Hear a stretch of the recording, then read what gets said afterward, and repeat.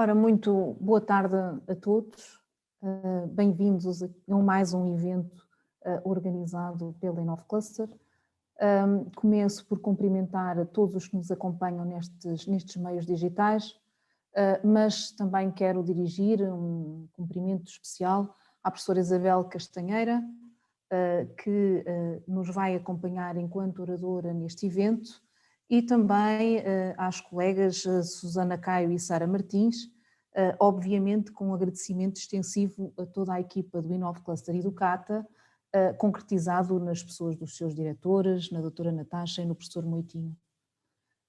Estamos aqui hoje para discutir e apresentar um bocadinho a inovação, falar das novidades e futuras tendências do setor agroalimentar, e, portanto, com um olhar atento neste setor, com consumidores cada vez mais exigentes, que no fundo também nos aguçam e que nos leva à procura de empresas cada vez mais competitivas.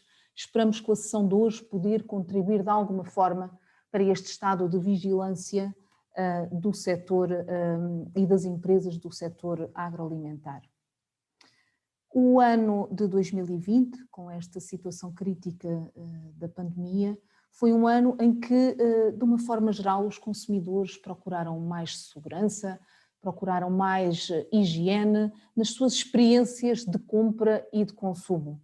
E, portanto, muitas vezes os consumidores tiveram que redefinir um bocadinho o seu comportamento e optar por compras e por escolhas mais conscientes, quer ao nível das características dos produtos, e muitas vezes voltadas para as questões da alimentação saudável, mas também mais conscientes no sentido do uso de tecnologia e através da sua presença online e ainda muitas vezes ao nível das formas de distribuição.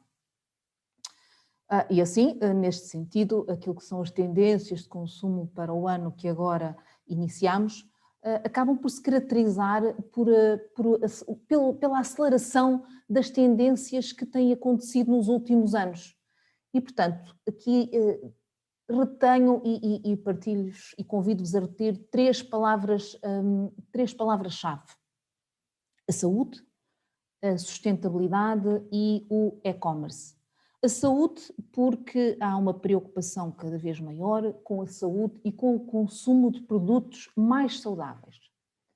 A sustentabilidade, pela inerente preocupação com o impacto ambiental e social deste setor, e a questão do e-commerce, traduzida num crescimento acentuado do comércio online.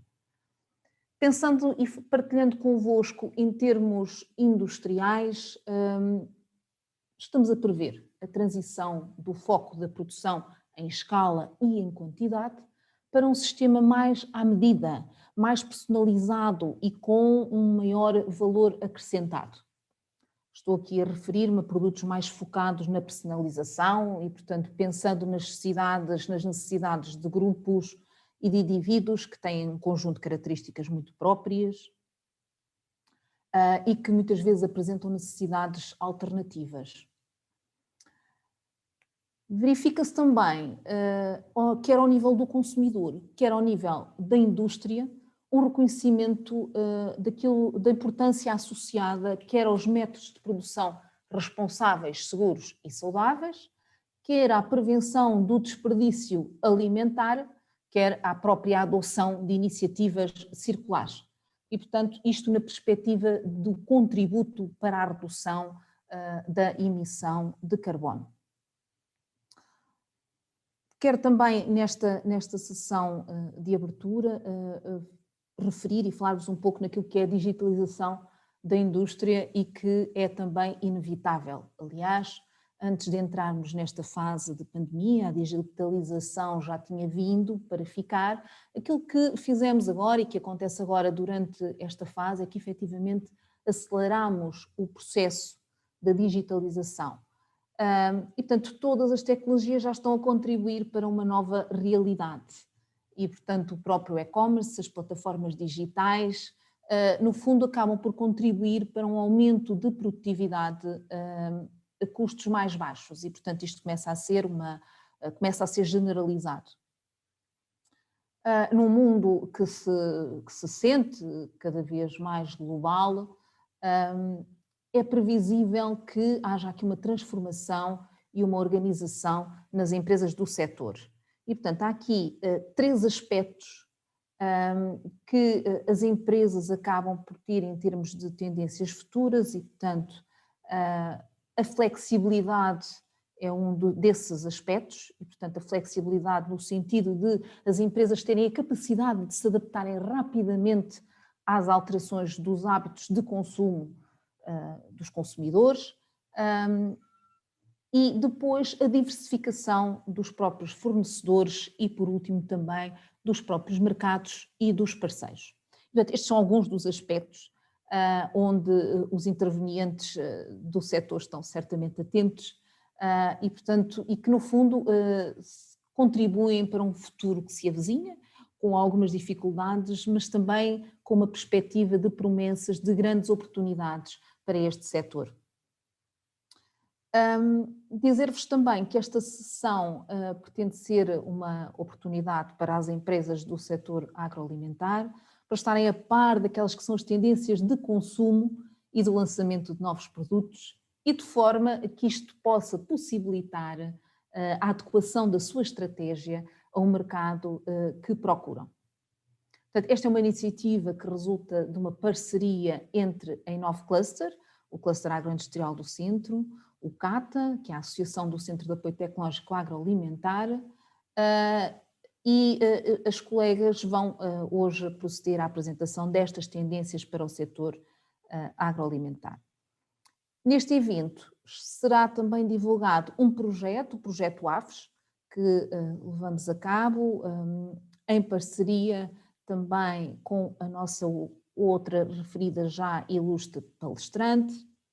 Portanto, este projeto AFES é um projeto desenvolvido pela Inove Cluster e que conta com uma parceria de 8 parceiros europeus do espaço atlântico e que o grande objetivo, no fundo, é alavancar o setor da alimentação saudável, apoiar as empresas, através e recorrendo a uma série de serviços que temos à disposição das empresas, bem como programas associados à capacitação e à formação dedicados. Como também já tive a oportunidade de dizer, contamos com a doutora Isabel Castanheira na perspectiva da apresentação das tendências para 2021 para o setor da alimentação saudável e, portanto, que é no fundo um trabalho já decorrente também deste projeto que eu vos referi e que, só em jeitos de apresentação, a doutora Isabel Castanheira é coordenadora do Departamento de Alimentação e Nutrição do INSA, do Instituto Nacional de Saúde, Dr. Ricardo Jorge.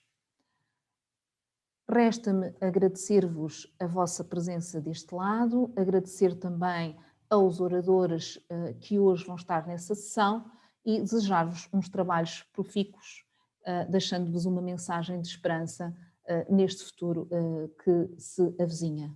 Cuidem-se. Muito obrigada. Obrigada, Engenheira Cláudia. Passamos então à apresentação das tendências para o setor agroalimentar. Este trabalho, como já foi referido, é um trabalho que nós temos vindo a desenvolver anualmente entre a Inove Cluster e o Centro de Apoio Tecnológico Agroalimentar. E pronto, sem mais demoras, passo aqui a descrever todas as tendências que foram identificadas, são 10. Temos então algumas que já são comuns a outros anos anteriores, é o caso da transparência, mas depois temos também a comida sem terra, as alternativas vegetais, o feito à medida, os alimentos que promovem a imunidade, a influência do estado de espírito na alimentação, a nostalgia moderna, a utilização de canais diferentes para a alimentação, por parte dos consumidores e também das empresas agroalimentares, a presença online, aqui a digitalização muito forte nestes tempos que atravessamos agora, e também o comprar local no local. A minha colega Sara apresentará estas primeiras tendências. Olá, boa tarde. Então vou-vos apresentar a primeira tendência identificada, sendo que existe várias tendências para o ano de 2021. Nós simplesmente decidimos pegar e desenvolver 10 tendências para vos trazer produtos inovadores e o que é que os consumidores agora procuram. Então a primeira tendência identificada é a transparência. Esta tendência já se encontra em crescimento já há vários anos, sendo cada vez mais uma característica exigida pelos próprios consumidores. Os consumidores estão cada vez mais curiosos, mais interessados no método de produção dos alimentos e também na sua composição. Colocam questões como, por exemplo, de onde é que vem a minha comida, que impacto é que esta teve no planeta e quais são os seus ingredientes. Estas são todas questões que resumem a procura do consumidor pela transparência, não apenas nos produtos alimentares, mas também nos sistemas alimentares inteiros. Além destas questões, existe também uma maior procura por produtos que apresentem selos de certificação acreditados pelas entidades legais dos países e também da União Europeia. Neste slide são apresentados alguns selos de certificação que os consumidores procuram nos produtos que querem adquirir, nomeadamente o IGP, que significa a Indicação Geográfica Protegida, os produtos DOP, Denominação de Origem Protegida, o selo que mostra a prática da agricultura biológica e também o símbolo de Fair Trade, que significa a utilização de práticas de comércio justo. Aqui são apresentados alguns exemplos que evidenciam alegações, nomeadamente na parte de produtos cárneos, a apresentação da alegação carne isenta de antibióticos e animais criados humanamente. No caso da marca Mimosa, esta apresenta um iogurte biológico e a Delta Q volta a primar pela inovação e pela procura pela sustentabilidade na sua produção, através do lançamento da nova cápsula de café 100% de origem orgânica e biodegradável. No caso da marca Frankfurt, nós colocamos aqui este exemplo porque é um tipo de tortilha, neste caso mais macia, um pouco diferente da tortilha mais habitual, e esta é feita através dos lotes de massa de tortilha que não são utilizadas, promovendo assim a diminuição do desperdício alimentar. Como também já foi referido, os consumidores procuram saber a origem, saber a rastreabilidade dos ingredientes e procuram produtos alimentares mais transparentes e que transmitam confiança. Atualmente, as marcas já mostram nas suas embalagens a origem dos alimentos, sendo que um dos exemplos da rastreabilidade passa pela utilização do código QR, onde informam os consumidores sobre o fluxo de rastreabilidade do produto, desde o produtor até ao consumidor final. A segunda tendência identificada é a comida sem terra. Existem vários países que, por não terem sol suficiente disponível ou por não terem horas de sol suficiente, apostam na criação de sistemas de cultivo sem solo, suportados por tecnologias que lhes permitem a produção de frutas e vegetais. Temos como, por exemplo, a utilização de tecnologias de hidroponia e também de sistemas de aquacultura. No entanto, por causa da crescente preocupação com os elevados impactos ambientais da produção animal, existem empresas que estão a apostar na investigação de tecnologias de desenvolvimento de carne em laboratório. Estas tecnologias dizem-se isentas de qualquer prática agronómica. Nesta tendência surgem certas questões, nomeadamente, será que este é o futuro da produção alimentar? Será que este é o futuro da sustentabilidade alimentar? Esta é uma tendência que se prevê manter nos próximos anos, mas também que obriga a uma maior investigação. Estão aqui dois exemplos de empresas de produção de carne e de peixe em laboratório. No website, aqui em jeito de curiosidade, no website da empresa de produção de carne, é apresentada automaticamente a seguinte frase: nós criamos um bife delicioso e verdadeiro diretamente de células de vaca, sem prejudicar os animais ou o meio ambiente, para que você possa desfrutar do bife que adora, sabendo que fez a escolha que é melhor para si e para o planeta. Isto parece tudo muito bem e talvez com futuro, mas volto a referir que isto ainda carece de investigação e também de aceitação por parte de alguns consumidores. A terceira tendência identificada é uma tendência que nos acompanha também há já alguns anos, que passa pela aposta nas alternativas vegetais. Tem-se verificado um aumento no lançamento, no consumo de produtos substitutos de carne, de peixe, de laticínios e de ovos. Os consumidores procuram cada vez mais estas alternativas, tanto por questões de saúde, ou porque procuram variedade alimentar, ou pelo sabor e também pela sustentabilidade. Aqui apresentamos alguns exemplos. Temos a marca Beetroot, que é uma marca portuguesa, que nos oferece hambúrgueres vegetais de beterraba, caril e lentilhas. Também temos a marca Beyond Meat. Isto é uma marca que já há vários anos que apresenta alternativas vegetais, utilizando como substituto da proteína animal, utilizam a proteína de ervilha. E no caso da Nescafé, a marca apresentou ao mercado uma alternativa às bebidas. Apresentou uma bebida vegetal de coco, outra de amêndoa e também de aveia. Apresentamos aqui outros exemplos, nomeadamente da marca Iglo, como substitutos da carne, em que apresentam versões de bolonhesa e de almôndegas, e no caso da marca portuguesa Casa do Bosque, esta apresenta tabletes de alfarroba com amêndoa, funcho, noz, uva, avelã e, por exemplo, também de cânhamo.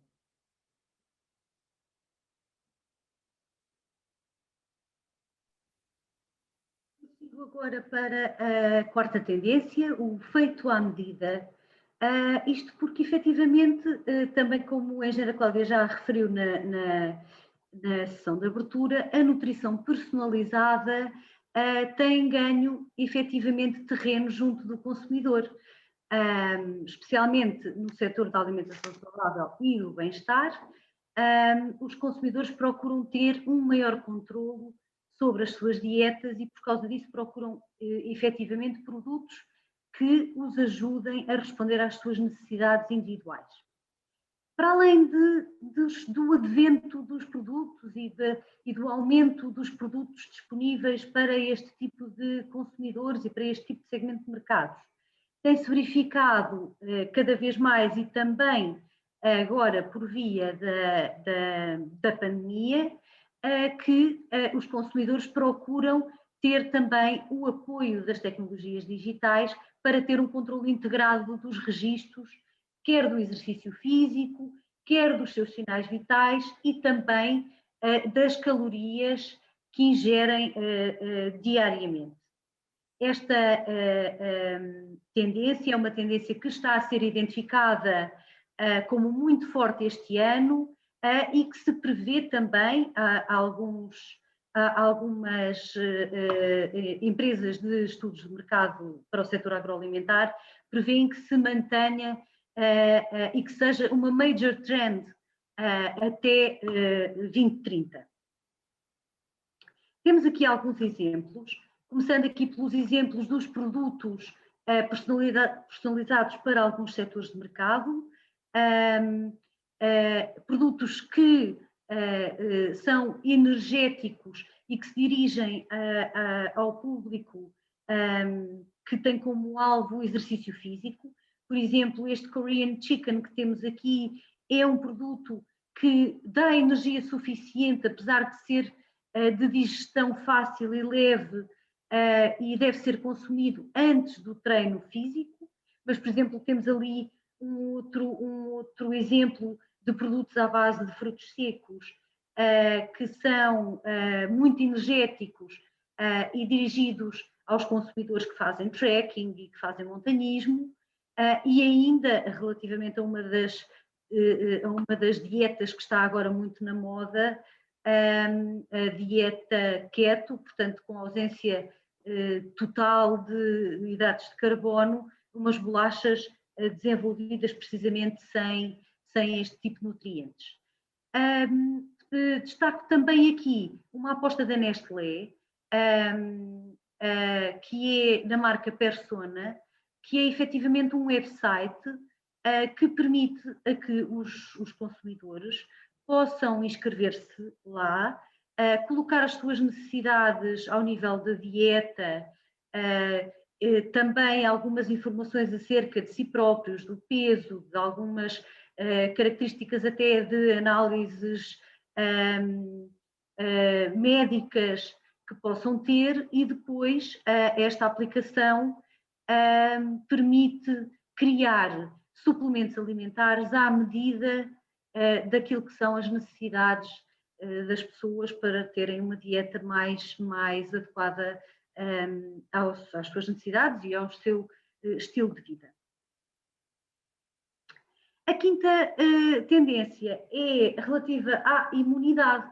Efetivamente, o Covid-19 vem influenciar muito a procura nos consumidores por alimentos que aumentem a sua capacidade imunitária, a sua resposta imunitária, e, portanto, procuram produtos com ingredientes que têm efetivamente evidência científica de promoção do sistema imunitário, e começa-se a ver já também alguma procura pela autenticidade e pela veracidade destas alegações, porque a par também têm crescido movimentos e alguma desinformação também no mercado relativamente a isto, e a verdade é que os consumidores também já começam a tentar filtrar de alguma forma esta informação. Damos aqui alguns exemplos, e sem entrar muito nesta tendência que será bastante mais desenvolvida depois pela doutora Isabel Castanheira do Instituto Ricardo Jorge.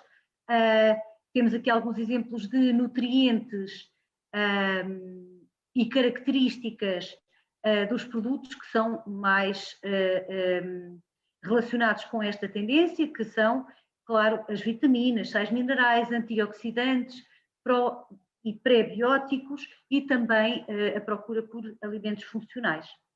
Temos aqui alguns exemplos que são alguns muito conhecidos do nosso mercado, mas que também já têm alguns anos, mas que começam também a colocar na sua comunicação a palavra imunidade.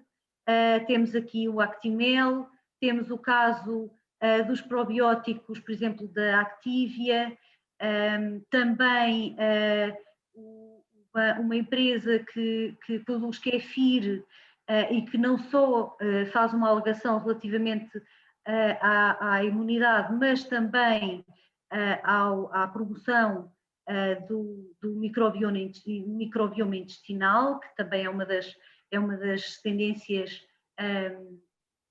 e um dos subsetores dentro desta área da imunidade. E temos aqui alguns sumos de fruta também, que, para além de serem baseados em vegetais, também alegam propriedades de probióticos e para a imunidade. Temos ainda alguns exemplos. Aqui um exemplo português, uma marca de sumos de fruta que se afirma no mercado como sumos de fruta naturais, com nenhuma adição de aditivos, portanto sumos de fruta, 100% de fruta, e que começaram também já a referir que promovem o sistema imunológico, especialmente aqui neste sumo de kiwi maçã, que é também uma novidade que lançaram ultimamente no mercado. Temos também, claro, os frutos secos com adição de probióticos, e não podíamos deixar de falar nos vegetais fermentados, uma tendência muito grande também e uma tipologia de produtos muito procurada agora pelos consumidores. Temos aqui o exemplo do sauerkraut, um produto tradicional alemão que alega ter, e efetivamente tem, que é o caso dos produtos fermentados probióticos, e que se assume como também como um apoio ao aumento da imunidade. A sexta tendência tem a ver com o estado de espírito. A verdade é que esta pandemia veio alterar muito o nosso estado de espírito. Para além do stress normal do dia-a-dia, a pandemia veio também aumentar a nossa necessidade de nos sentirmos bem, e é indiscutível que o sentirmos bem também tem a ver e muito com aquilo que comemos, desta forma também o que gostamos de comer e o que nos faz sentir bem. Ou seja, para além de toda a parte da ligação com o bem-estar físico que a alimentação nos proporciona, o prazer é efetivamente um dos pontos que a indústria não deve de todo descurar, e a verdade é que as pessoas agora não procuram apenas a comida de conforto, procuram um bem-estar holístico que inclui o sentirmos bem ao nível físico, mental, emocional e até espiritual. Vamos ver aqui alguns exemplos que estão a ser lançados no mercado. Por exemplo, temos ali uma bebida cuja alegação é que nos ajuda a aumentar a nossa concentração. Há muitas outras deste estilo, até para bebidas energizantes, bebidas relaxantes, as que nos apoiam a dormir, mas noto aqui, peço atenção aqui a estes sumos de fruta que estão aqui em baixo e que efetivamente remetem para várias tendências que temos aqui, a uma imunidade, o relaxamento que falei há pouco, mas também já a melhoria, o bem-estar da aura. E, portanto, já há muitas marcas que estão a aproveitar aqui também esta vertente espiritual para comunicar os seus produtos. A nostalgia moderna é efetivamente também uma característica e uma procura também muito motivada pelas nossas circunstâncias atuais. Os consumidores e as pessoas vivem num estado caracterizado por incerteza, que nos traz algumas dúvidas e até ansiedade sobre o futuro, e, portanto, os consumidores procuram conforto através dos alimentos que já conhecem e que lhes inspiram confiança. No entanto, procuram também alguma inovação, algum toque de modernidade nestes produtos, que lhes transmita também alguma esperança no futuro. E, portanto, temos aqui alguns exemplos. Aliás, antes de passar aos exemplos, queria também referir que a forma de aproveitamento por parte das empresas do setor agroalimentar desta tendência é efetivamente aproveitar os seus produtos tradicionais e que já estão bem implementados no mercado, com consumidores fidelizados, mas também dar-lhes este toque de modernidade através, por exemplo, de incluir ingredientes inovadores ou apostar em novas misturas ou fusões de sabores, alargar até as suas gamas de produtos dirigidos a determinados segmentos de mercado que antes não eram os seus segmentos de mercado habituais, criar novas formas de apresentação, adaptar até à conveniência ou até adaptá-los à internacionalização, na medida em que, efetivamente, podemos aproveitar esta fase em que as viagens não são permitidas nesta fase, e em Portugal também todos sabemos, e em todo o mundo, o turismo está a sofrer bastante com isto, mas a verdade é que os turistas estrangeiros que conhecem Portugal e que nos visitam levam sempre daqui uma experiência gastronómica e uma experiência dos nossos produtos alimentares muito boa. E, portanto, agora que não podem voltar para repetir estas experiências, pelo menos no curto prazo, talvez até as empresas aproveitarem esta oportunidade para adaptar os seus produtos e fazer chegar estes produtos precisamente a estes turistas estrangeiros que já cá estiveram e fazê-los até reviver e relembrar as experiências boas que tiveram connosco. Mostramos aqui alguns exemplos de, efetivamente, produtos tradicionais que foram agora, neste último ano e nestes últimos meses, lançados. Por exemplo, temos aqui um produto português que utiliza a aguardente de medronho, que é um produto tradicional português muito abundante aqui na zona do Pinhal Interior e também no Algarve, e que está a ser utilizado pela Quinta das Olelas para fazer uma trufa à base da aguardente de medronho e, portanto, dar-lhe uma roupagem diferente e uma utilização diferente.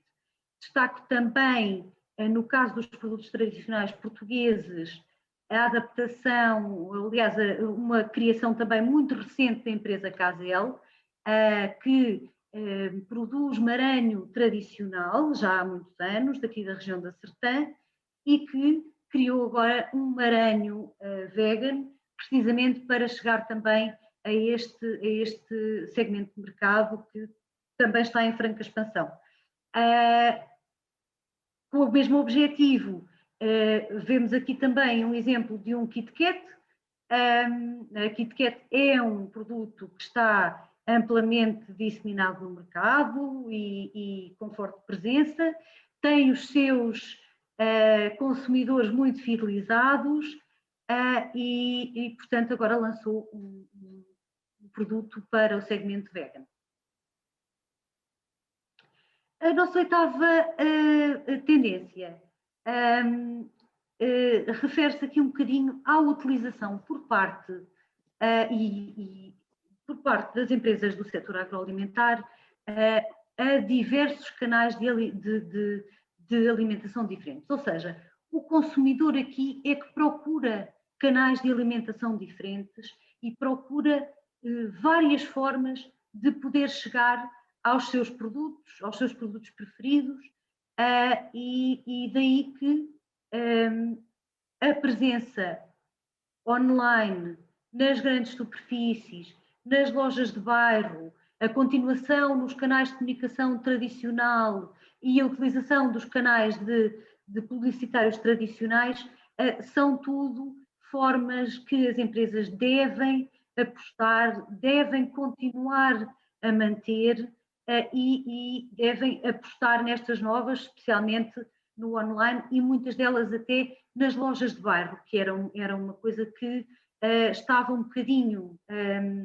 já esquecida e a verdade é que os consumidores com a pandemia começam a ir mais e a frequentar mais as suas lojas de bairro e, portanto, é cada vez mais importante que os produtos estejam também presentes nestas lojas. Estes canais de alimentação diferentes são internacionalmente conhecidos como Omnichannel e, portanto, no fundo, o Omnichannel é a forma que as empresas têm de estar em todo o lado. É muito importante para chegar aos seus consumidores estar nos vários canais que já foram referidos no slide anterior, para poder comunicar facilmente com os seus clientes e consumidores e alargar também precisamente os seus clientes e também utilizar todas as formas possíveis de fazer chegar os produtos ao consumidor. Nomeadamente aqui, por exemplo, a utilização e a ligação das empresas também às transportadoras, quer transportadoras de âmbito nacional ou internacional, quer transportadoras locais, para fazer chegar os seus produtos aos vários sítios, às várias tipologias de lojas, aos consumidores nas suas casas diretamente, ou até a utilização de pick-up points com horários de recolha alargados, de forma a permitir a flexibilidade de acesso aos produtos e de recolha dos produtos por parte dos consumidores. Então, a nona tendência que nós identificamos é a presença online e esta tendência também vem no seguimento da tendência que a colega Susana acabou de apresentar, que são os vários canais de distribuição. E devido à pandemia, como já foi referido, existe uma maior procura online, daí estar identificada para este ano 2021. Os consumidores cada vez procuram mais produtos ao nível online e gostam de também conhecer as novidades dos produtos através de newsletters, das redes sociais, entre outros anúncios da internet, por exemplo. Os consumidores procuram também uma entrega de produtos facilitada, como por exemplo através de transportadoras, como a colega Susana já identificou, e também através dos pontos de recolha. Os influencers tiveram um enorme crescimento nos últimos anos, que está agora a estabilizar, mas, no entanto, continuam a chegar e, essencialmente, a influenciar diretamente milhões de consumidores. Num passado recente, as marcas contratavam qualquer influencer para divulgar os seus produtos, verificando-se agora uma maior seleção na procura dos influencers. As marcas agora procuram um influencer certo e de confiança para promover os seus produtos. As marcas, além de procurarem comunicadores com muitos seguidores, procuram também comunicadores credíveis e que acreditem na sua marca, de forma a transmitirem ao consumidor segurança e também promoverem a aquisição dos seus produtos. Outra vertente da presença online passa também pela digitalização das empresas a nível local, como é o caso do CB Compra Local, que é uma plataforma de venda online que resulta da parceria da Câmara Municipal de Castelo Branco com a Associação Comercial e Empresarial da Beira Baixa, de forma a promover e a dinamizar os produtos, os produtores e também a economia local. Como última tendência, apresentamos o comprar local no local. Devido à pandemia, as lojas físicas, especialmente as de bairro, têm cada vez uma maior importância para os consumidores. Estes procuram produtos que evidenciem no seu rótulo a origem, de forma a valorizarem o local de produção e criarem também um nível de proximidade com os consumidores. Existe uma maior procura por mercados de bairro e por produtos locais e endógenos, essencialmente por duas razões. Primeiro, porque devido à pandemia, um local com menos afluência de pessoas, como é neste caso o mercado de bairro, traduz também num local mais seguro e transmite ao consumidor uma sensação de segurança. E em segundo lugar, como devido à pandemia e às dificuldades que enfrentamos, os consumidores procuram comprar no local, com o objetivo de ajudar pequenos produtores e também ajudarem a estimular a economia local. A nível nacional, apresentamos aqui o exemplo da Compal, que apesar de não ser um pequeno produtor, aposta na proximidade do consumidor com o produto, através da utilização e evidência no rótulo. Neste caso, está a promover o figo da piteira do Alentejo. Temos o exemplo da marca Bem Amanhado, que desenvolveu um prato típico do Alandroal, que é a caldeta de barbo, mas em forma de conserva. E, por fim, a Câmara Municipal da Covilhã está neste momento a promover o consumo da xerovia e do pastel de molho pelos restaurantes da região. Bem, assim terminamos a apresentação de algumas tendências que se verificaram para o ano de 2021 para o setor agroalimentar. Começamos por agradecer a vossa atenção. No caso de terem alguma questão, estejam à vontade em nos contactar, seja através da CATA ou através da Inove Cluster, e também aqui na plataforma Zoom, na parte inferior, encontram um botão que diz QIA, que podem colocar as questões e nós no final da sessão tentamos responder. Muito obrigada, continuação de uma boa tarde. E assim passo a palavra à colega Susana, que vai apresentar o projeto AFES. Obrigada.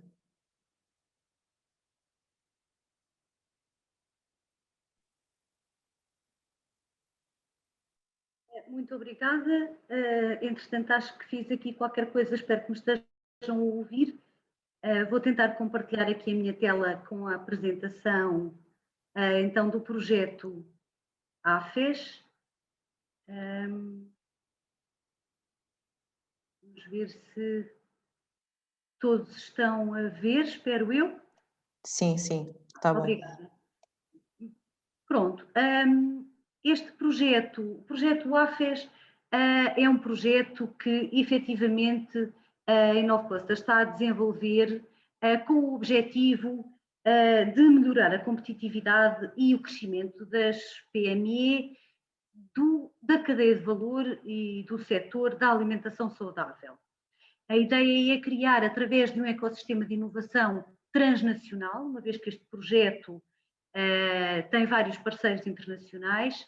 Portanto, este ecossistema pretende ajudar as empresas a aceder a conhecimento, tecnologia, parceiros nacionais, internacionais, mercados e ajudar também as empresas a alinhar os seus produtos às necessidades e expectativas do consumidor desta área específica. Como é que vamos fazer isto?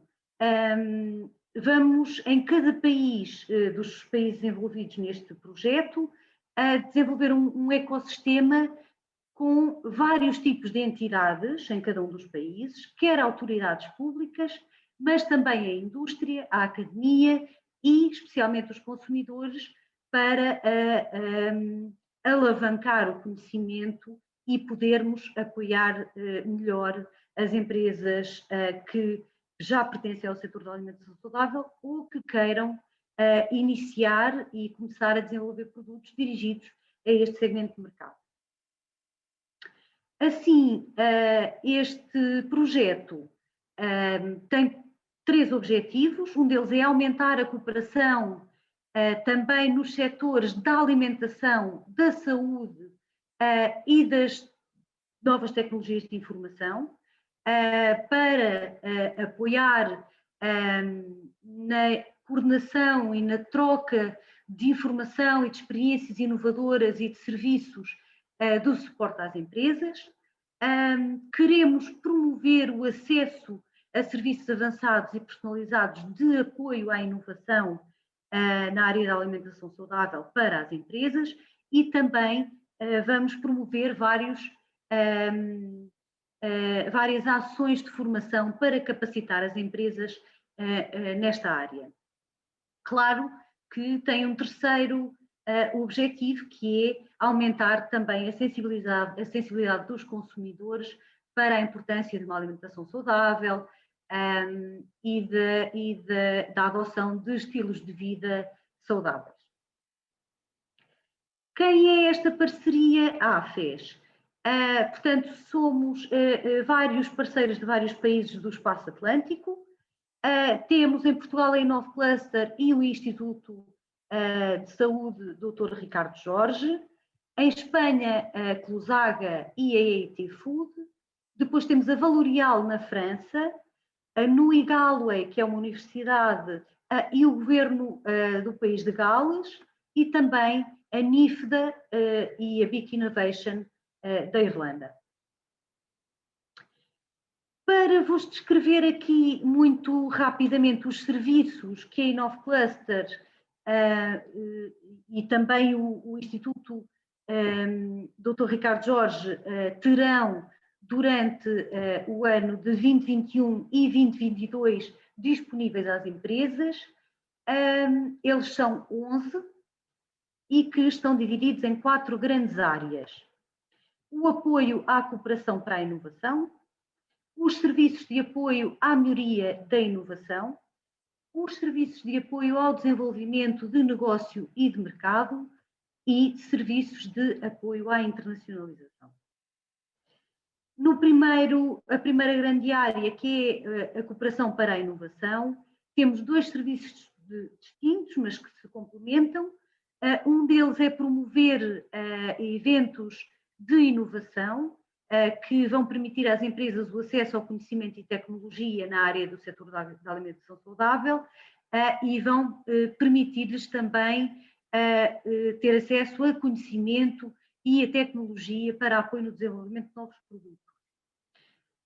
E depois construir e apoiar as empresas a criar parcerias de inovação. Muitas vezes isto é um trabalho que a InnovCluster também tem vindo a desenvolver no setor da agroalimentar.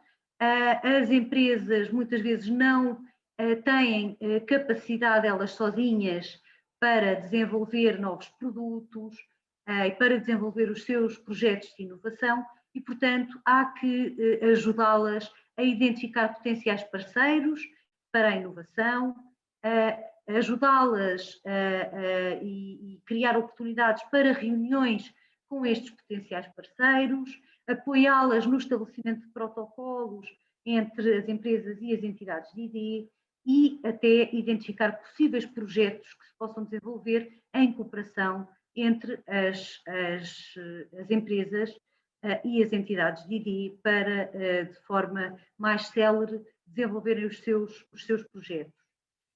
Estes dois serviços estão intimamente ligados e, adiantando já uma das formas de operacionalizar isto, a ideia é irmos organizando eventos de inovação para o setor da alimentação saudável, que depois, para além de ter sessões informativas com especialistas da área do ID, também permite reuniões de matchmaking entre empresas que procuram parceiros para a inovação e especialistas de inovação da academia, de centros de ID, que possam também apoiar estas empresas dentro das suas necessidades.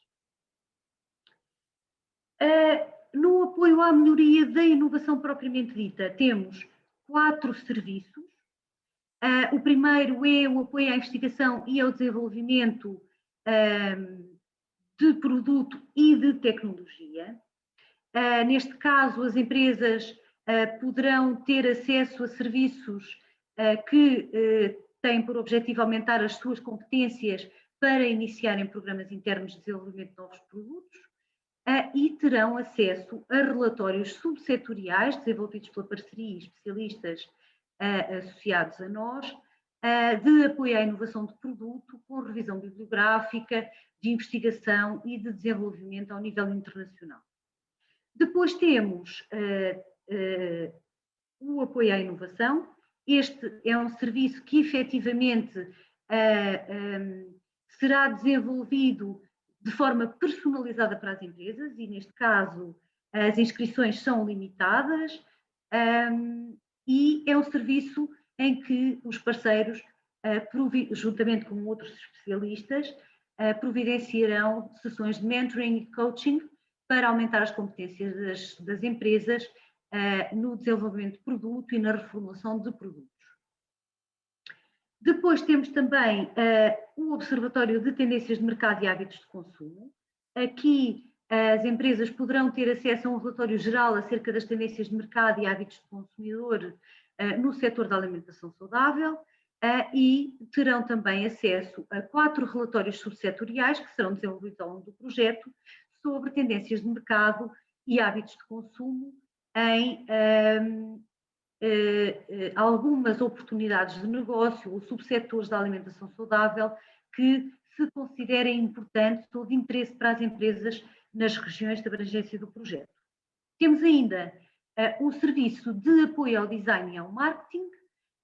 Neste serviço será desenvolvido um relatório geral sobre as tendências de design e marketing específico para o setor da alimentação saudável, porque efetivamente comunicar para este segmento de mercado tem efetivamente as suas características próprias e bastante diferentes do que é comunicar para a alimentação em geral e, portanto, neste relatório terá também informação relativa à legislação aplicável para as alegações dos alimentos saudáveis nas regiões de abrangência do projeto, terá uma matriz de desenvolvimento de ações de design e marketing aplicável ao setor dos alimentos saudáveis e um overview sobre as grandes tendências de design e marketing.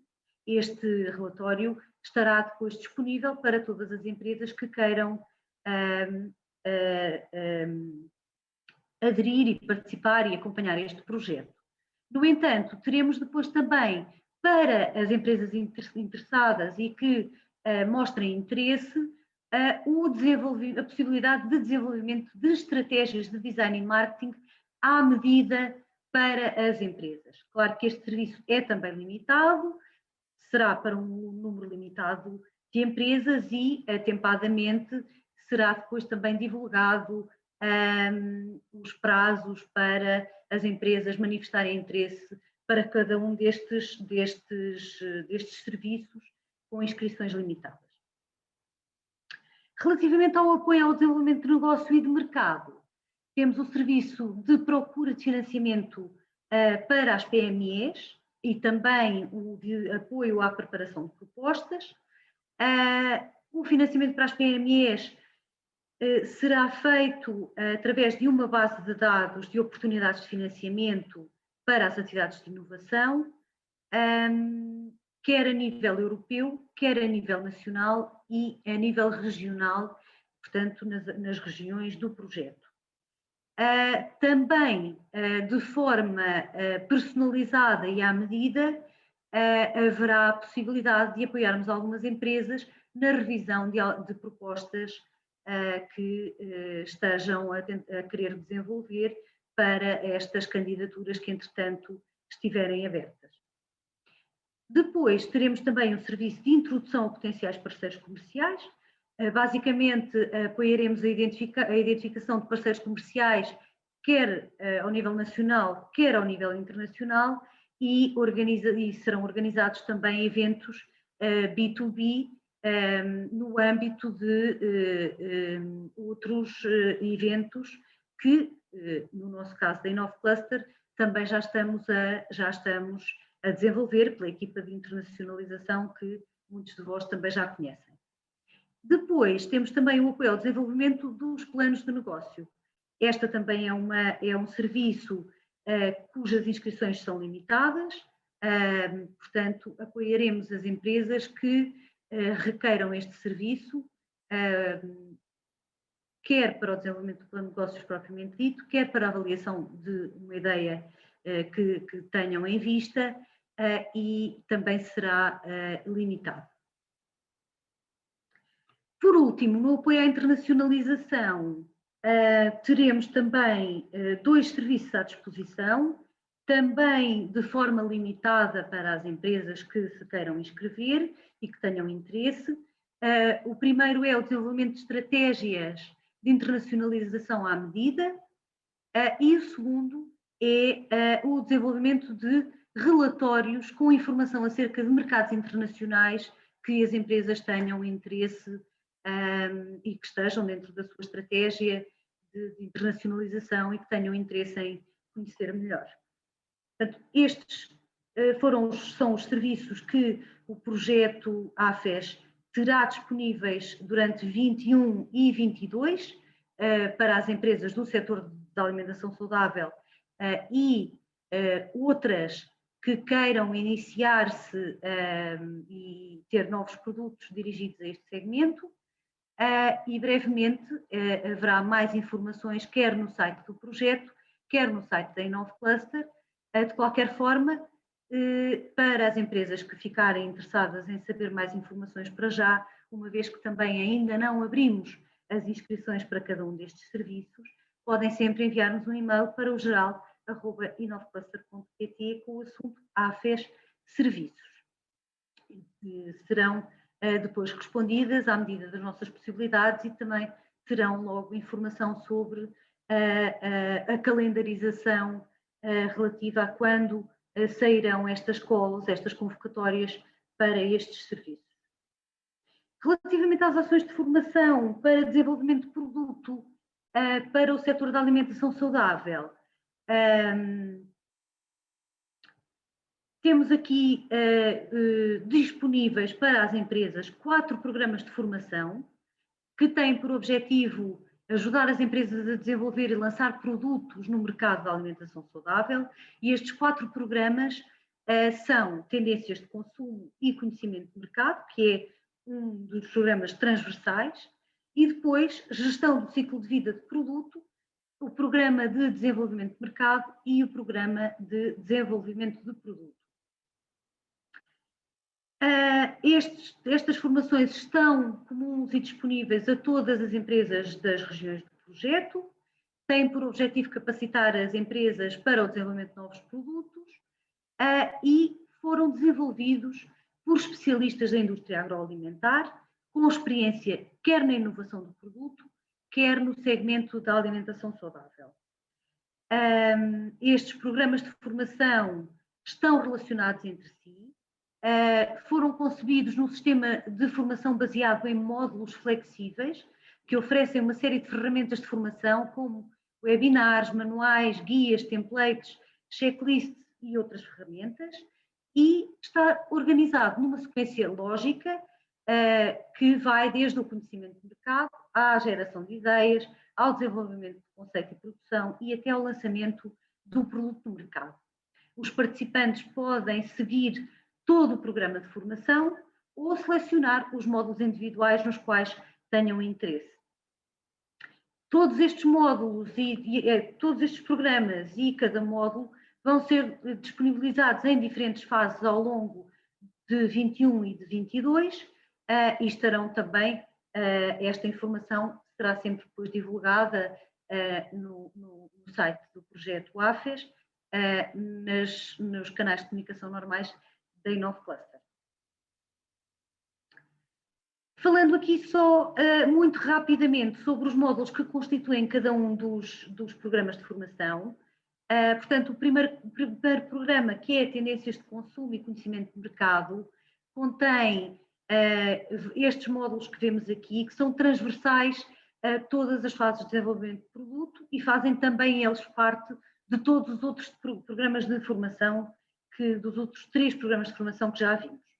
Temos módulos que ajudam as empresas na definição das necessidades do consumidor e no conhecimento das tendências da alimentação saudável, como fazer pesquisas de mercado, como interpretar e usar estas informações para o desenvolvimento do conceito e do produto, como desenvolver técnicas de benchmarking, a ideação criativa, como filtrar e priorizar os conceitos e a informação recolhida para progredir numa estratégia de concepção de produto, como se devem definir e como se definem efetivamente os valores da marca ou os valores do produto, identificar aspectos legais para o desenvolvimento do produto também e como adaptar o desenvolvimento do produto para mercados específicos. Ao nível do programa da gestão do ciclo de vida de produto, temos os princípios da gestão do ciclo de vida, mas temos também módulo de a aplicação destes conceitos do ciclo de vida aos produtos para o setor da alimentação saudável, como criar uma estratégia de produto, os aspectos financeiros do desenvolvimento e como lidar com eles e ultrapassá-los, e um módulo com informação relativa à propriedade intelectual e industrial. Ao nível do desenvolvimento de mercado, temos módulos que se referem quer à nutrição humana e às necessidades dietéticas, quer à inovação no setor da alimentação saudável, à reformulação de produtos existentes, ao design de embalagem, à gestão da relação com o comprador e depois, mais relacionado com o mercado internacional, para além da introdução aos princípios da internacionalização, apoiar as empresas e dar-lhes ferramentas para elas fazerem uma autoavaliação do seu estado de preparação para iniciar a internacionalização, como desenvolver uma estratégia de internacionalização e que financiamentos têm à sua disposição. O último programa, que se refere ao desenvolvimento de produto, numa primeira parte da concepção ao ensaio, temos módulos como a introdução à gestão de pontos críticos, a definição dos atributos do próprio produto, como pesquisar novos conceitos, como selecionar a embalagem certa para o nosso produto, o mapeamento do próprio processo de desenvolvimento, o planeamento de ensaios de produção e a condução de ensaios depois em fábrica. Na parte final, que vai dos ensaios ao lançamento do produto propriamente dito, temos módulos como replicar o processo de produção, como fazer testes de produto, a legislação da rotulagem, verificação do design do produto e sobre a aprovação do lançamento do produto. Volto a referir que a calendarização, quer dos serviços, quer destas ações de formação que estamos a apresentar hoje em primeira mão, ainda não está definida por parceria. À medida que estiver e que formos abrindo as convocatórias para as empresas se poderem inscrever, quer nos serviços, quer nos produtos, nas ações de formação, vamos também enviar um e-mail para todas as pessoas que estiverem aqui neste webinar. Vamos também publicitar nos nossos canais normais da InnovCluster, o website, as redes sociais e também no website do projeto. E qualquer questão que tenham atualmente ou qualquer manifestação de interesse que queiram já demonstrar-nos, no caso das formações, enviar-nos um e-mail com o assunto AFES Formação. Muito obrigada. Deixo-vos também o desafio de nos irem colocando qualquer questão que necessitem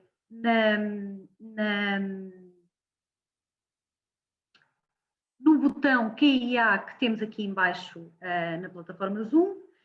E passo a palavra à doutora Isabel Castanheira, do Instituto Ricardo Jorge, que apresentará as tendências de 2021 para o setor da alimentação saudável, um trabalho que já foi desenvolvido precisamente no âmbito deste projeto.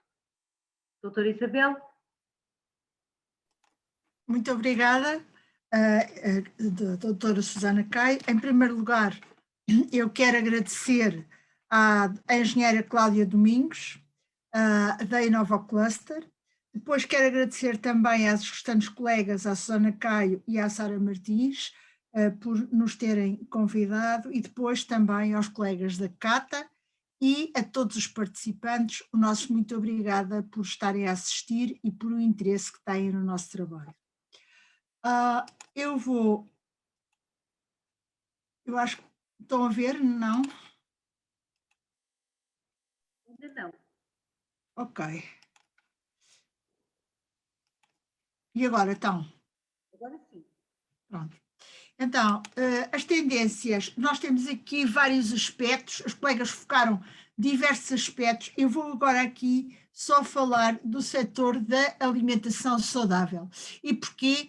Vocês reparem, nós estamos a assistir a um paradigma distinto hoje, porque a própria Comissão Europeia, que organizou, por exemplo, a Autoridade Europeia para a Segurança dos Alimentos há 10 anos atrás, hoje, pela Comissão e através da Comissão da senhora van der Leyen, pela primeira vez, a alimentação está sob a mesma pasta da saúde. Portanto, ou seja, é considerado até a nível da Comissão Europeia a alimentação como um determinante de saúde. Isto é de tal maneira importante que nós poderemos considerar que hoje em dia, infelizmente, com os tempos muito turbulentos que nós vivemos com a pandemia, nós podemos correlacionar uma coisa que é a obesidade, portanto, a obesidade com a inflamação do Covid. E isto quer dizer que provavelmente o paradigma dos próximos anos será diferente, porque o que nós verificamos, e portanto, e muitos estudos hoje já verificam e concluem esta matéria, que independentemente da idade, independentemente da faixa, portanto da faixa etária, independentemente do tipo até de literacia que têm e do país onde vivem, há uma correlação quase que direta entre a obesidade e o aparecimento e a infecção do SARS-CoV-2. Portanto, isto quer dizer que nós vamos ter, provavelmente no futuro, uma atenção ainda maior para a alimentação. Isto quer dizer o seguinte, quer dizer que nós podemos, primeiro que nada, agrupar em dois grandes pilares. O primeiro pilar é que efetivamente a alimentação do futuro tem a ver com a indústria alimentar, mas também tem a ver com outra coisa que é a digitalização. Portanto, estes são os dois grandes pilares, mas depois temos aqui vários setores de mercado. Vários setores de mercado que dizem respeito aos idosos, porque cada vez mais, portanto, nós temos uma população idosa e para ela é necessário criar uma alimentação específica.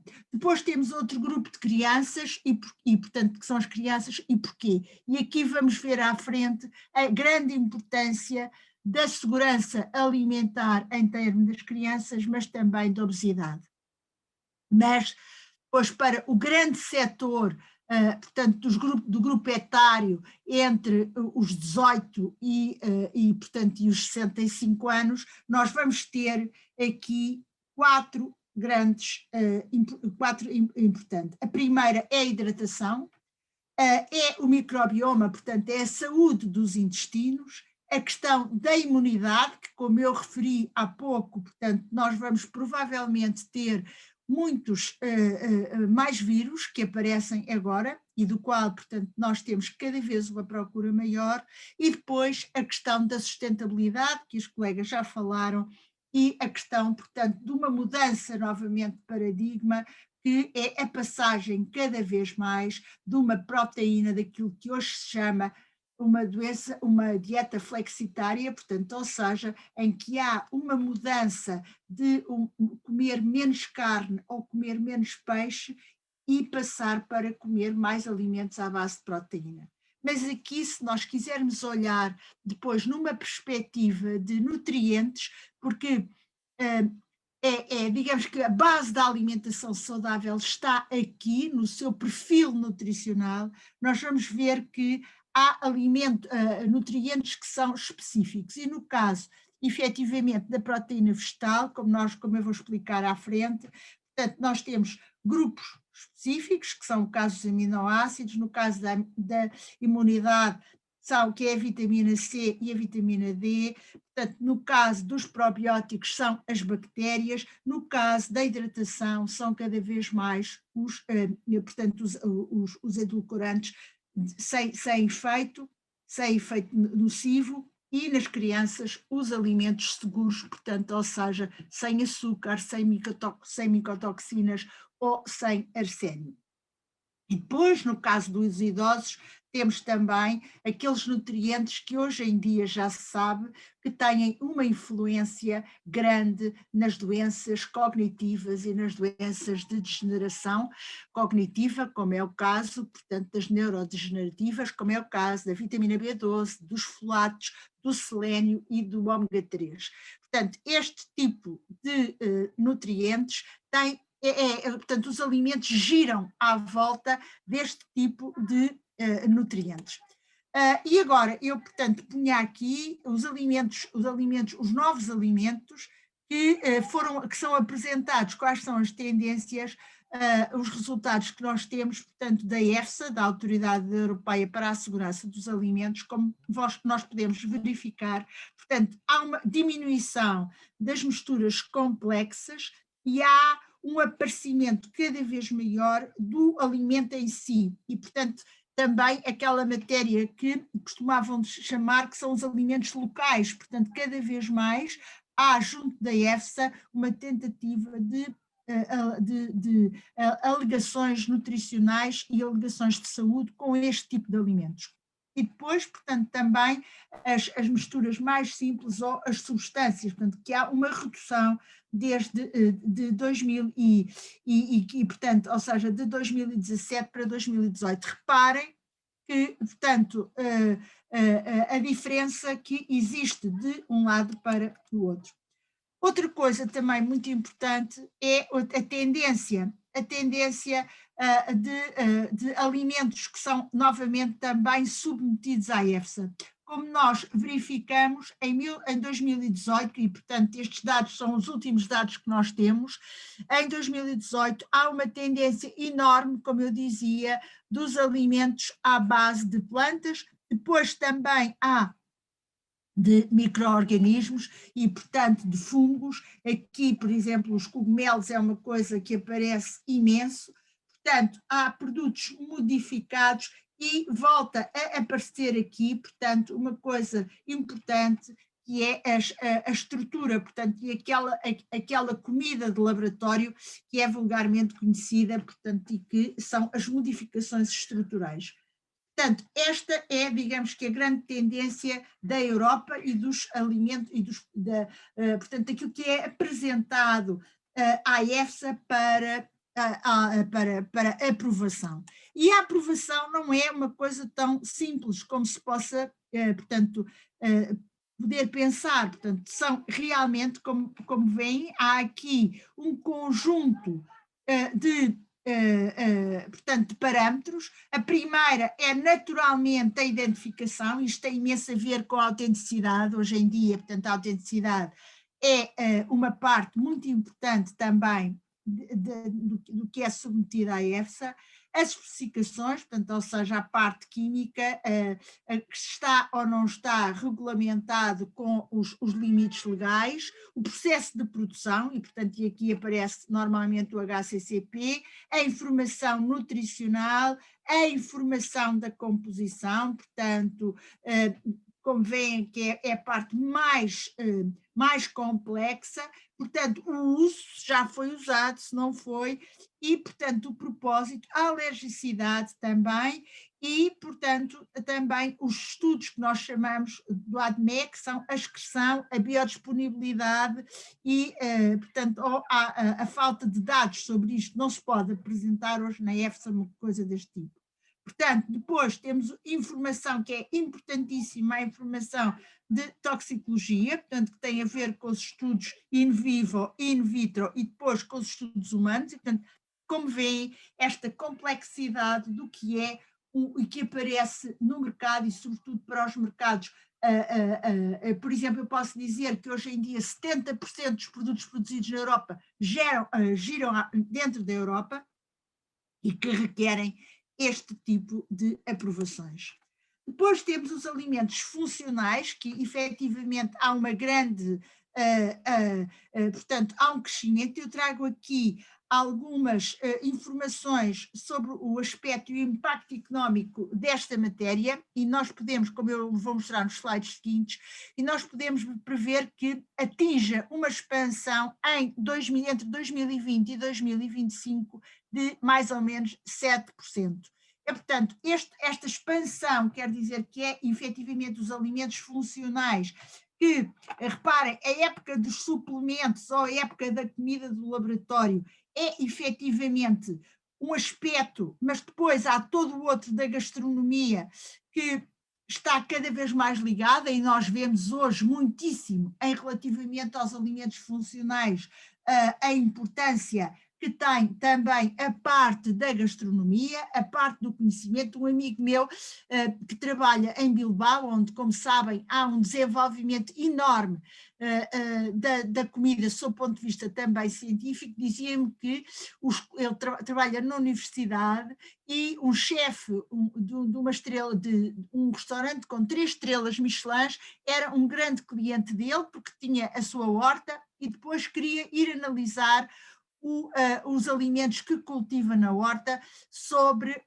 o ponto de vista toxicológico, em termos de metais pesados, em termos de pesticidas, portanto, em termos até, em alguns casos, de contaminantes de portanto, de preocupação emergente.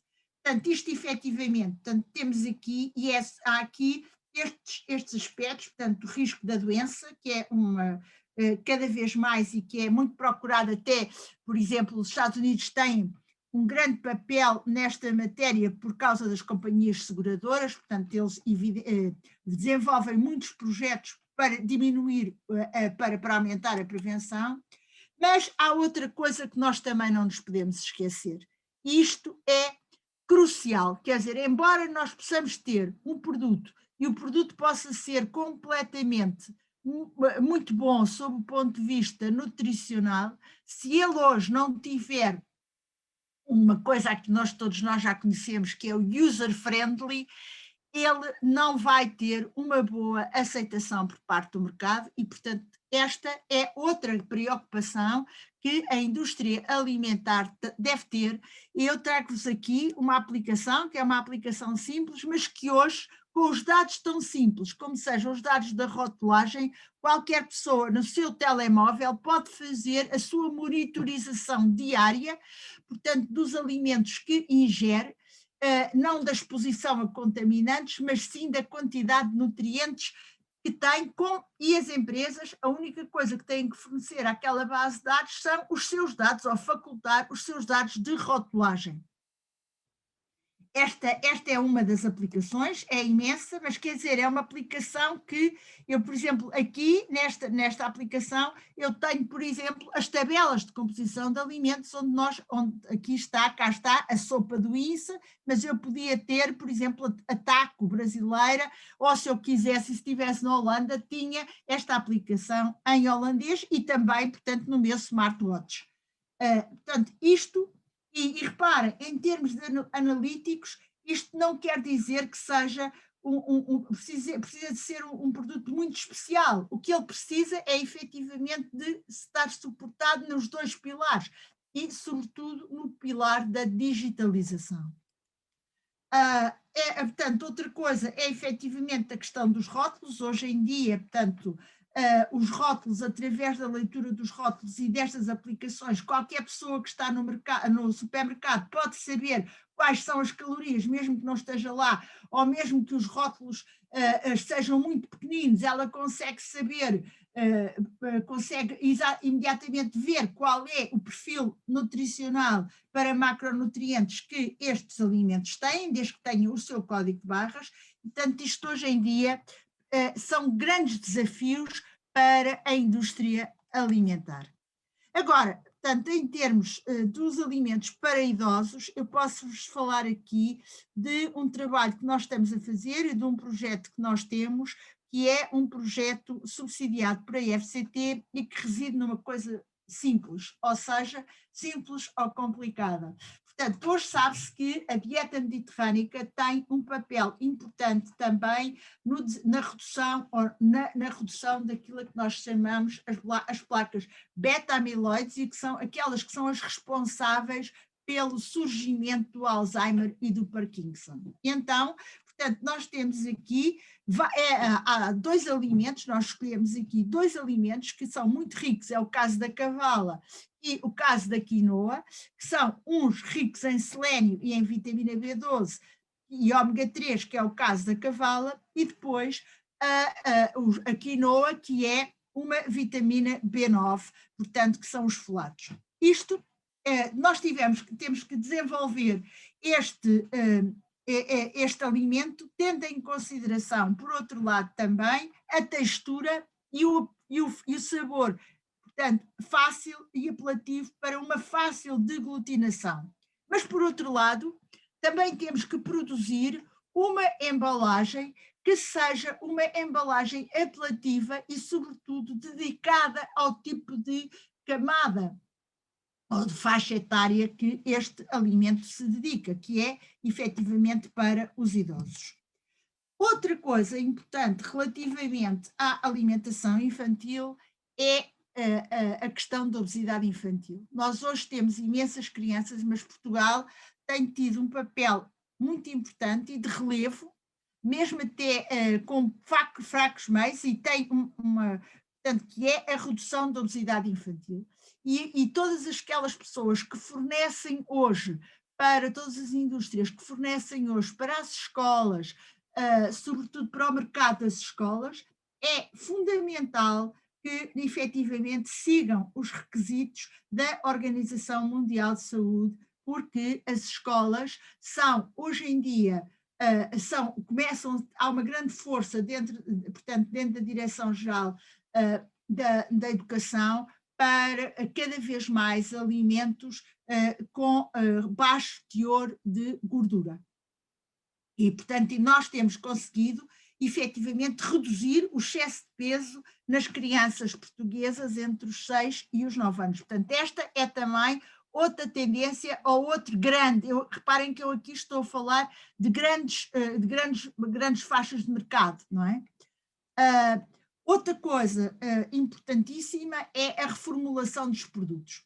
A reformulação dos produtos, e se verificarem, portanto, nós temos hoje em dia, é muito interessante, porque nós verificamos quando chegamos ao supermercado, nas prateleiras de supermercado, eles continuam lá os gelados, continuam as batatas fritas, continuam os doces, as compotas, mas o que acontece é que realmente as empresas portuguesas souberam, em certa medida, souberam muito bem adaptar-se às novas realidades e a esta coisa que é chamada, e que desde 2005 a União Europeia tem vindo a batalhar, que é a questão da reformulação dos produtos. Portanto, ou seja, encontrar produtos, portanto, encontrar uma redução. Eu quero dizer que a Organização Mundial de Saúde tentou que reduzisse a percentagem de sal, fosse muito mais reduzida até ao final de 2030, mas não vai conseguir com esta história da pandemia, infelizmente não consegue, mas o que nós temos verificado é que em Portugal este processo tem crescido imenso. Portanto, tem crescido, quer no domínio, portanto, por exemplo, há bocadinho falaram aqui da Compal, mas a Compal, por exemplo, já tem muito substituição de açúcar por a stevia, e eu quero dizer que, por exemplo, a Alemanha é um país que dá imensa atenção e que tem feito imenso trabalho de investigação para estudar o papel da stevia e verificar quais são, se efetivamente há ou não há efeitos nocivos da adição destes edulcorantes. Mas outra coisa também muito importante aqui é, neste aspecto da reformulação, é nós sabermos informar o consumidor. E, portanto, o consumidor depois fica baralhadíssimo, e eu trago aqui, portanto, qual é a diferença entre o diet, portanto, a diferença, a vária literacia. E isto é importante que as indústrias também e as empresas tenham aqui também uma capacidade de esclarecimento junto do público. E agora podemos dizer assim, mas estes alimentos funcionais portanto, são ou não são um bom nicho de mercado? Portanto, ou seja, têm ou não têm impacto económico? Os americanos têm muito, mesmo antes do Trump, eles faziam muito já.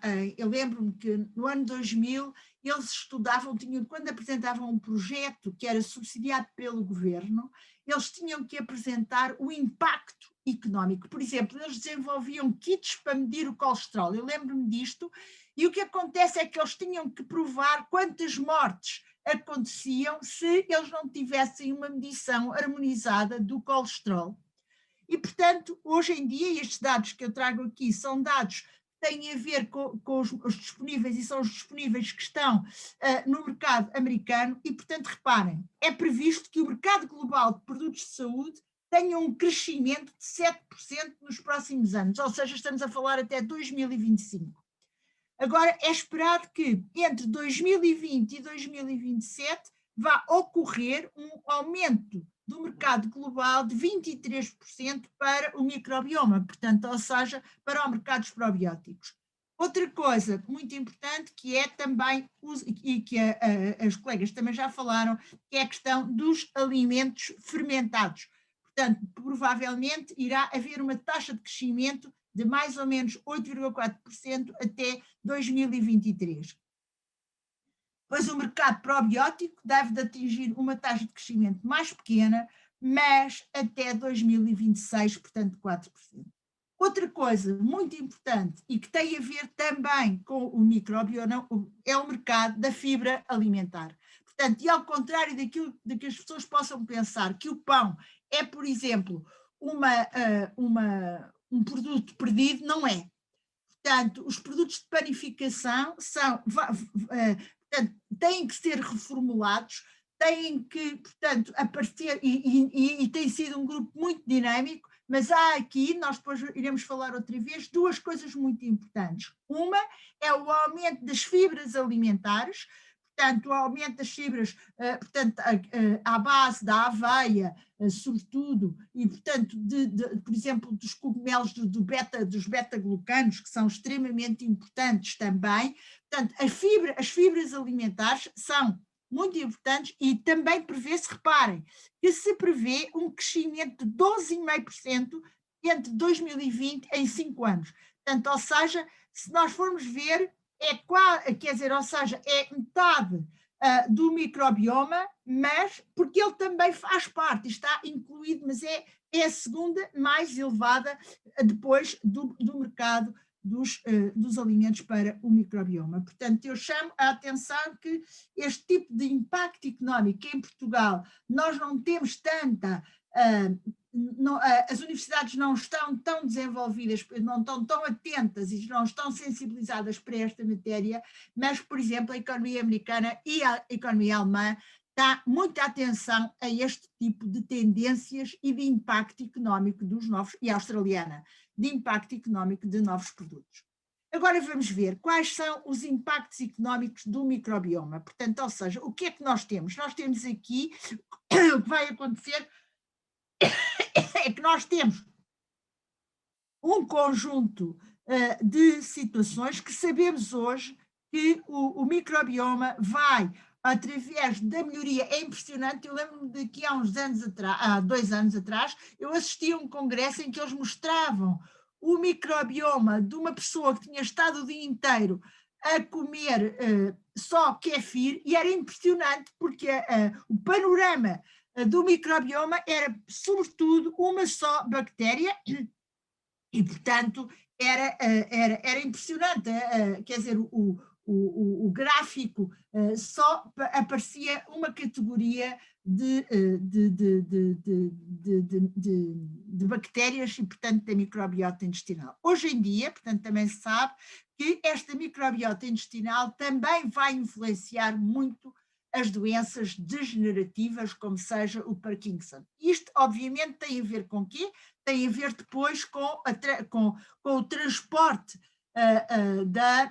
com o transporte na barreira intestinal, e, portanto, há já muitas coisas de evidência científica, mas que eu acho que agora, até com o próprio Covid, estas coisas também ainda vão esclarecer-se mais.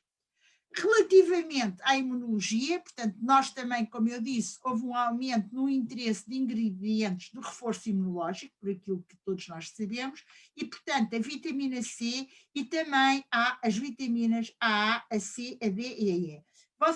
E depois, portanto, relativamente aos portanto, aos minerais, como o selênio, portanto, o zinco, o ferro, o manganês e o ômega 3. Eu quero dizer que assim, o ferro é um elemento crucial e também a desenvolver muito, sobretudo para as doenças, para os alimentos e para as pessoas que seguem uma dieta vegetariana.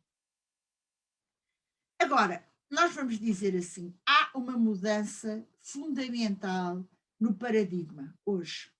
Esta mudança fundamental no paradigma é, efetivamente, as alterações climáticas. E quer nós queiramos, quer não, portanto, todos os estudos indicam que há a alimentação, e o setor alimentar é o setor com maior pegada ecológica. Mas mesmo assim, dentro desta pegada ecológica, a carne e os seus derivados são aqueles que têm maior pegada ecológica.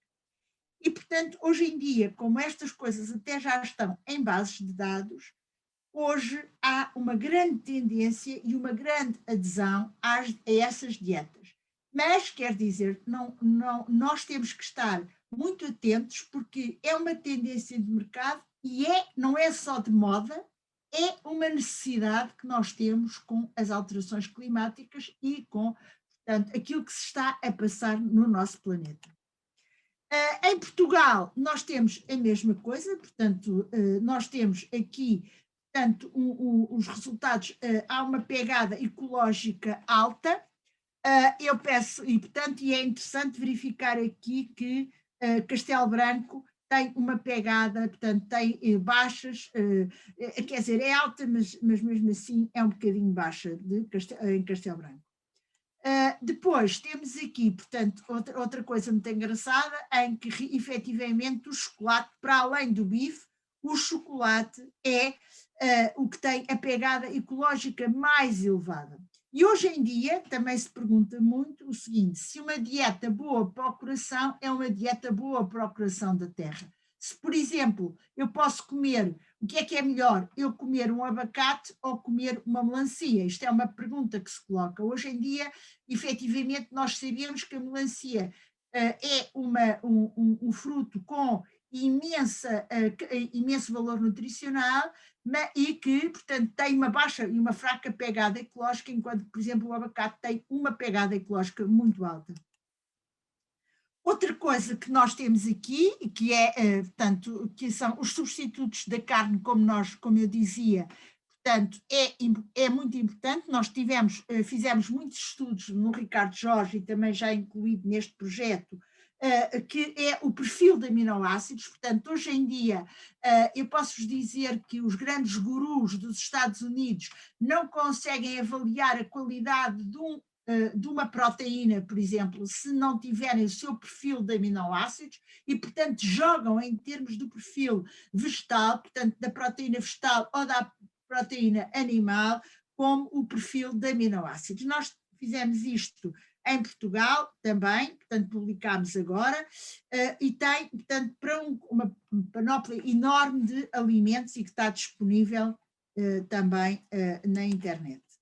Outra coisa que nós falámos aqui e que é importante é a questão dos influencers, mas os influencers aqui têm a ver com uma coisa, com a mudança de paradigma das escolhas. E nos dados recentes da Marktest, perguntou-se quem é que seguia uma alimentação saudável. E o que é interessante verificar é que são as pessoas com mais de 65 anos que responderam, portanto, é o maior número, o maior grupo, apesar de, portanto, é interessante que 83% de pessoas em Portugal acreditam que fazem uma alimentação saudável.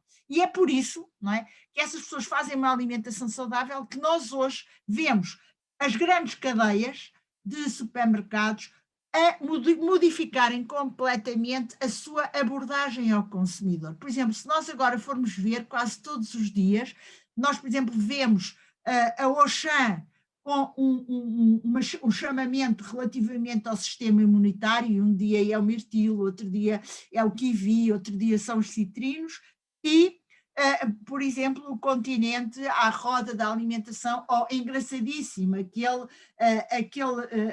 anúncio do Lidl em que o pai está no carrinho e a menina vai a andar e o pai quer bolachas e a menina diz não, é brócolos. Portanto, tudo isto são efetivamente mas são novas preocupações. Porquê? Porque houve, na realidade, uma grande divulgação do trabalho científico que tem vindo a ser feito ao longo dos anos. E, portanto, outra coisa, portanto, é também esta questão dos legumes, e nós também verificamos que há um conjunto apreciável de pessoas, portanto, 30 e tal pessoas, que come por semana, portanto, consome legumes, incluindo sopa ou salada. Portanto, eu acho que não está... Portanto, há pessoas que dizem que Portugal regrediu, eu acho que não. Acho que nós... com o grande papel que os nutricionistas têm feito, o desenvolvimento de escolas de nutrição é efetivamente um grande passo em frente, e nós temos dado, como se viu ali no COSI, na questão da obesidade infantil, nós temos feito um desenvolvimento grande e, portanto, e a indústria tem-nos procurado imenso. Depois, portanto, os influencers, como sabemos, agora cada vez mais também falam muito relativamente às alterações climáticas. Há uma grande preocupação de duas coisas, é o afeto e as alterações climáticas, quer dizer, cada vez mais, portanto, vocês veem estes, eu acho que um paradigma muito interessante é efetivamente o da Coca-Cola, que se tem sabido manter ao longo dos anos e que tem sabido também perceber o mercado e adaptar-se às exigências do mercado. Outra coisa que nós vamos ter, e que temos já muito, é efetivamente a questão das dietas restritivas. É um nicho de mercado que está a aumentar, quer dizer, eu poderei dizer que, por exemplo, não aumenta tanto como aumenta os idosos, mas aumenta, mas que quase todas elas têm alguns problemas que temos que ter atenção. Precisam de, ainda não chegou lá bem a reformulação. Portanto, quase todos eles têm, em alguns casos, uma deficiência em ferro, zinco, magnésio, cálcio, vitamina B6, a vitamina D e também o folato, e alguns deles são ricos em calorias, em hidratos de carbono e em sal. Portanto, esta é uma batalha que nós temos que trabalhar. Já a indústria já tem feito também um grande trabalho e nós temos trabalhado par a par com o EIPAS e na reformulação dos produtos, mas ainda é uma batalha porque é efetivamente uma grande faixa dos consumidores que ainda não aceita os paladares diferentes. Outra coisa, portanto, eu trago aqui uma coisa muito interessante que me fascinava, que é a nostalgia e que, portanto, reparem que já portanto, não é em 1969, mas sim em 1696, isto aqui que, portanto, John Parkinson dizia que uma maçã é um bom tratamento de doenças para a melancolia, que estimula a alegria e expulsam a tristeza. E o que acontece é que hoje sabe-se que isso é verdade, porque há um conjunto de compostos fenólicos que são eles os causadores portanto, desse bem-estar, não é? Portanto, ou seja, dizem uma maçã e o médico fora. Outra coisa que nós também temos aqui trabalhado e que o INSA tem trabalhado é no pão e conseguimos patentear em dois aspectos, porque quer dizer, quando nós olhamos para um alimento fortificado ou para um alimento novo, nós temos que ter uma visão holística. E temos que ter uma visão holística considerando quais são os contaminantes que são mais frequentes e quais são os nutrientes que eles podem absorver. Por exemplo, o pão, como sabem, é o alimento que mais contribui para a ingestão de sal. Portanto, isto está completamente provado com isso e, portanto, o que nós tentámos fazer foi substituir, portanto, em alguma medida, o sal com algumas ervas aromáticas que tendem a fazer o quê? A reduzir o teor de acrilamida, que é um contaminante que se forma durante o processo de fabrico do pão. Portanto, nós temos aqui estas tendências que são, digamos que as tendências que eu vos apresentei, mas também temos oportunidades que eu trago aqui em inglês de propósito, e trouxe em inglês porque para não perder, digamos que a tradução, ao termo, portanto acho que os termos não estão completamente traduzidos e portanto eu prefiro falar deles de uma maneira mais soft, mais ligeira do que efetivamente os estar a escrever e ser rigorosa na tradução, porque não temos. Portanto, a biofortificação dos animais e das plantas é uma grande oportunidade.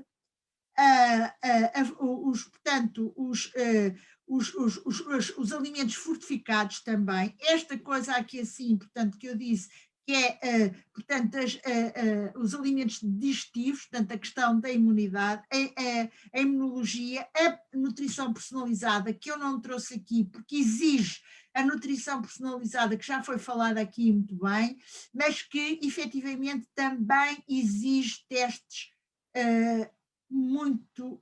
testes genéticos, quer dizer, hoje em dia com o Covid, o genoma de uma bactéria ou de um micro-organismo é muito mais fácil do que de um alimento ou de um ser vivo, mas há uma grande tendência, e este é o futuro, para efetivamente a nutrição personalizada. E onde é que a nutrição personalizada ganha maior relevo? É exatamente neste momento nas doenças oncológicas. Portanto, na parte das doenças oncológicas que há muitos estudos já sobre a nutrição personalizada, assim como para alguns tipos de doenças que já são muito específicas e que, portanto, requerem e da qual já se sabe exatamente quais são os genes que provocam. E depois temos, naturalmente, a questão do ambiente e da sustentabilidade. E com isto acabava dizendo que é um gosto estar aqui, estou disponível para responder a perguntas, se for capaz de as responder, e dizer-vos que, efetivamente, voltando ao princípio, há duas coisas que não podemos negar. A primeira é os novos alimentos do futuro, que têm que ser, efetivamente, muito mais virados para as plantas portanto, para os vegetais, e a questão da digitalização, são duas tendências absolutamente cruciais dos nossos tempos e das nossas vidas. Muito obrigada.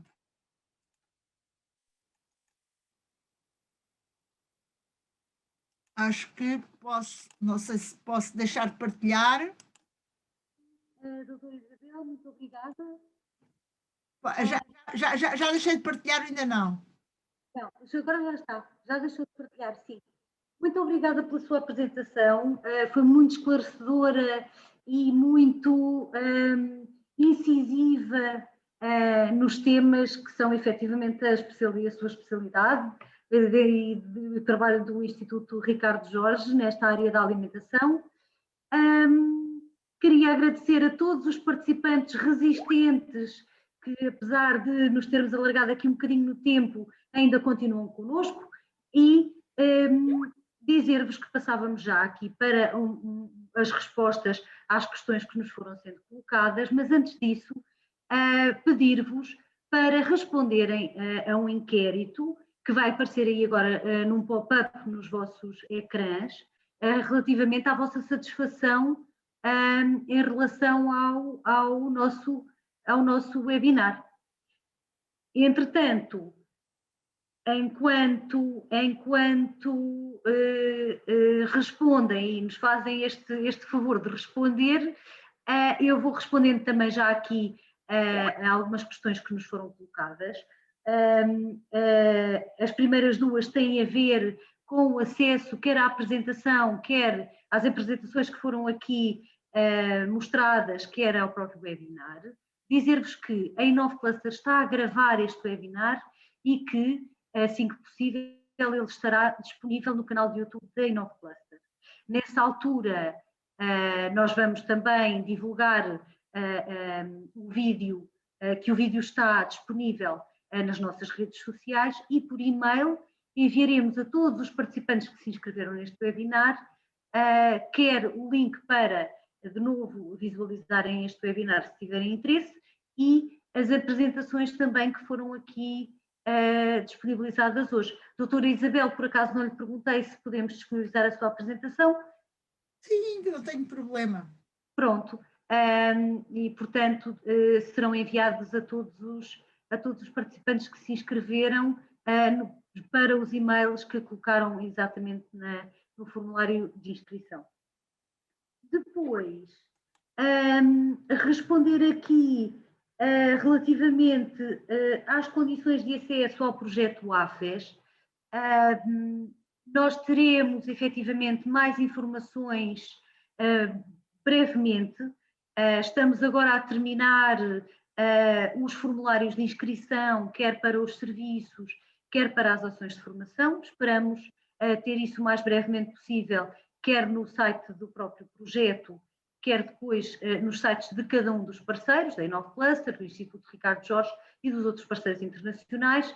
Divulgaremos também, no entanto, se tiverem efetivamente interesse, para o caso de não nos escapar também nenhuma dos participantes neste webinar, por favor enviem-nos um e-mail a dizer que têm interesse, para nós criarmos então uma base de dados de empresas que têm interesse no projeto e começarmos também a enviar a informação de forma mais, portanto, à medida, não é? À medida da necessidade de cada um. Depois, tínhamos aqui uma das perguntas ainda, deixem-me ver aqui, portanto, aqui voltamos relativamente às apresentações. Temos aqui uma pergunta dirigida à doutora Isabel, que é relativamente aos contaminantes alimentares, quais serão os principais desafios e urgências no sentido de o consumidor ter acesso a uma maior informação relativamente a isso nos rótulos dos produtos? Muito obrigada pela pergunta.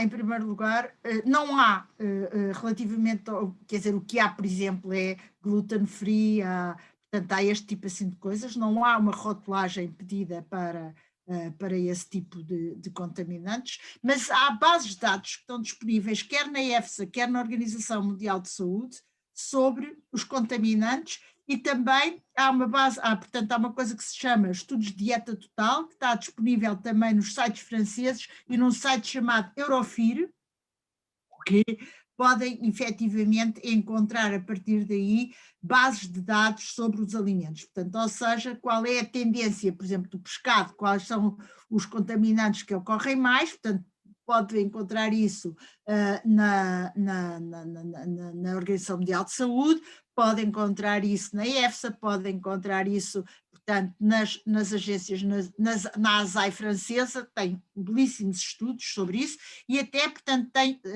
recentemente fez um estudo muito interessante que foi sobre a alimentação infantil e sobre os mercados, quer dizer, aquilo é cego, portanto, não tem nada, portanto, aquilo não é dado, não é fornecido pelas empresas, faz-se uma amostragem muito criteriosa e depois, portanto, vai-se ao supermercado e recolhe-se, e depois tem uma função didática, é que se encontra qualquer coisa negativa num produto, informa-se o fornecedor, portanto, informa-se o fabricante em vez de, portanto, comunicar outra entidade, portanto, e tenta resolver-se e reduzir, e, por exemplo, agora neste momento há uma coisa que é chamada a Convenção e que tem portanto, todos os Estados, 127 signatários, estão tendencialmente a reduzir a exposição a mercúrio. E, portanto, esta exposição a mercúrio, portanto, pode-se fazer de muitas maneiras,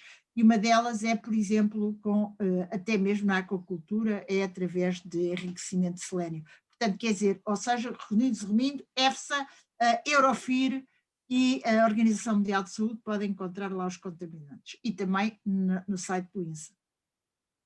Muito obrigada.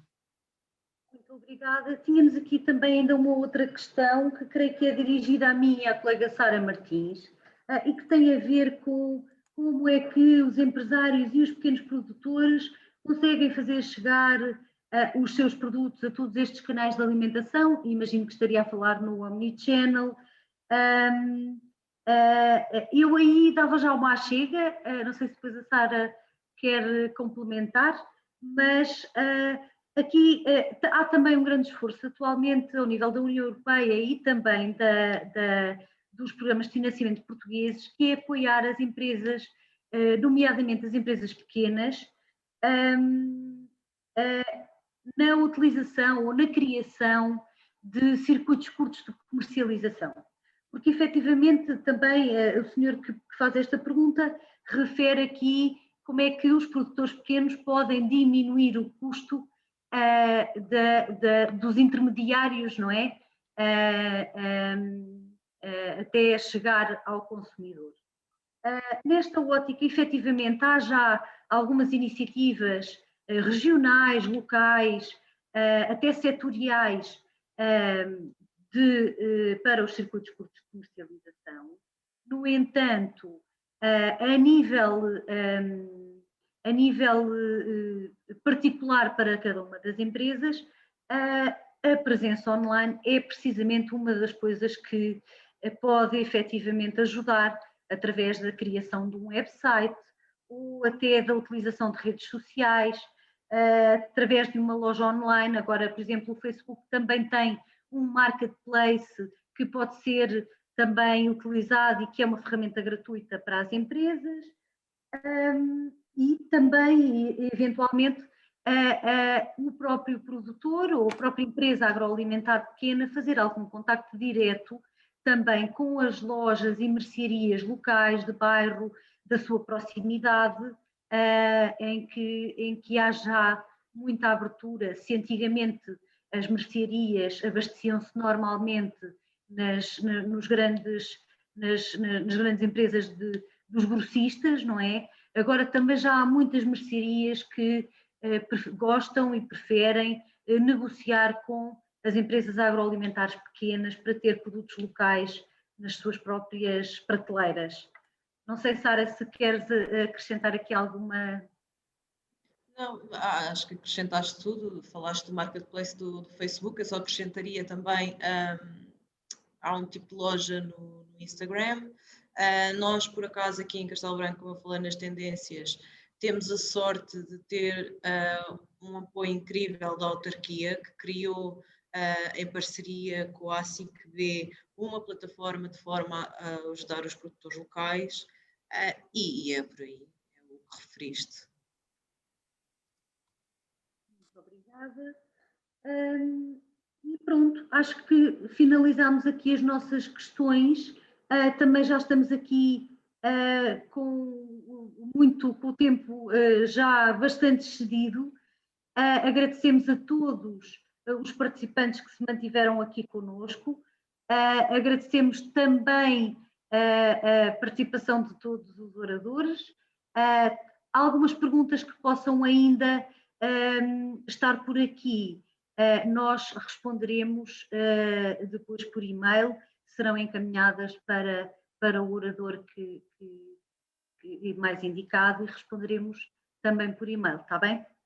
Agradecemos a todos a vossa participação e chamo a atenção para o próximo webinar que a Inove Cluster também vai realizar no dia 3 de março, portanto já na próxima semana, em que vamos apresentar os serviços de apoio que a Inove Cluster tem para as empresas do setor agroalimentar, os serviços de apoio à inovação que a Inove Cluster tem para as empresas do setor agroalimentar ao longo deste ano de 2021 e que vão focar muito a parte da sustentabilidade ambiental, da digitalização, mas também depois alguns serviços mais dirigidos a alguns setores em particular, e portanto fica desde já o convite.